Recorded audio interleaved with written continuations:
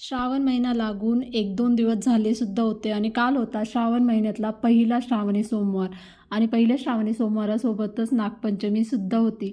आमच्याकडे ना नागपंचमीला गव्हाची खीर केली जाते आणि त्याचसाठी इथं मी गहू ओलवून घेतले होते आणि अर्धा एक तास थोडे तसेच सोडले होते, जेणेकरून ते थोडे भिजून जातील आणि त्याच्यानंतर मस्त मिक्सरमध्ये दळायला घेतले होते. साल काढण्यासाठी ते लगेच नाही काढायची, थोडं पसरून ठेवलं का साल पटकन निघते अशा प्रकारे. आणि हे सगळं मी ना आता फ्रीजमध्ये ठेवणार होती, कारण ही सगळी प्रिपरेशन आहे ना ती आदल्याच दिवशी केली होती. कारण आमच्याकडे ना नागपंचमीच्या दिवशी दळणं, फोडणी देणं, कापणं सगळं केलं जात नाही. ते सगळं आदल्या दिवशीच करतो आम्ही. भाज्या वगैरे जरी निवडायच्या राहिल्या त्यासुद्धा आदल्या दिवशीच निवडून घेतो आणि गहूसुद्धा आदल्या दिवशीच दळून घेतो. ही गव्हाची खीर आहे ना आमच्याकडे फक्त पित्तरपाठात आणि नागपंचमीलाच केली जाते.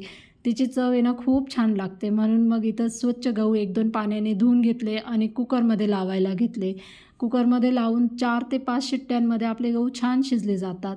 इथं खाली तळाला थोडं तेल टाकलं होतं, जेणेकरून आपली खीर आहे ना चिपकणार नाही. आम्ही ना आधी नागपंचमीला मस्त वारुळाची पूजा करायला जायचो, पण आता वारुळही नाही राहिले, त्यामुळे मग घरातच पूजा केली होती सगळी. इथं मी थोडं जास्त पाणी टाकून घेतलं होतं खीर शिजताना, जेणेकरून एखादी एक्स्ट्रा शिट्टी घेतली तरी आपली खीर खाली लागणार नाही. थोडं मीठ टाकलं आणि मिक्स करून कुकर लावला होता.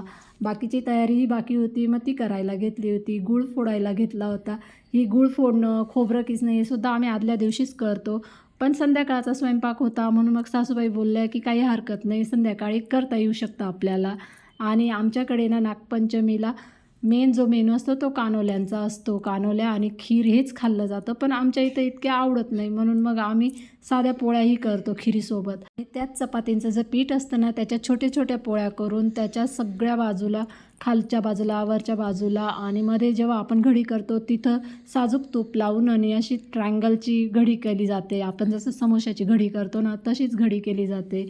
इथं 4-5च कानोले केले होते, म्हणजे सगळ्यांनाच प्रसाद म्हणून थोडं थोडं येईल आणि नागोबालाही नैवेद्य दिला जाईल. त्यासाठी दिवेही केले जातात, पण दिवे खाल्ले जाणार नाही, म्हणून मग मी एकच दिवा करायला घेतला होता. आणि कानोले आणि दिवे दोघंही झाले होते. कढईतल्या पाण्यालाही उकळ आले होते आणि दोघंही ठेवले होते मी, कानोलेही आणि दिवेही वाफवण्यासाठी ठेवले होते. एक साईड मस्त वाफून झाली होती, आता म्हटलं दुसऱ्या साईडला वाफून घेऊ. आणि पोळ्याही करायच्या होत्या, त्याही करायला घेतल्या होत्या. दुसरी साईड कानोल्यांची मस्त वाफून झाली होती आणि इकडे पोळ्याही करायला घेतल्या होत्या. कानोलेही रेडी होते, खीरही मस्त थंड झाली होती, म्हणून ती फेटून घेतली थोडं पाणी टाकून, जेणेकरून गाठी वगैरे मोडून जाते.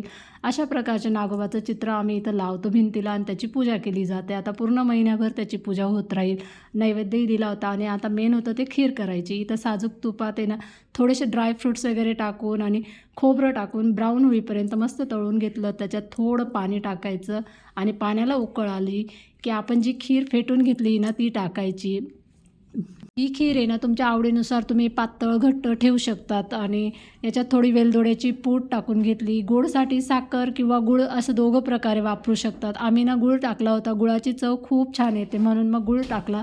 आणि थोडंसं शेवटी ना जायफळ किसून टाकायचं, त्याच्याने ना आपली खीरचा वासही खूप छान येतो आणि टेस्टी छान लागते. स्वयंपाक सगळा रेडी झाला होता. देवांना नैवेद्य द्यायचा होता, कारण सकाळी दिला गेला नव्हता. इथं देवांना, नागोबाला नैवेद्य दिला होता आणि आम्ही सगळे जेवायला बसलो होतो. लेकीलाही मस्त खिरीचा पहिला घास दिला. आम्ही आमची खीर एन्जॉय करते. तुम्हाला भेटू नेक्स्ट ब्लॉगमध्ये. बाय.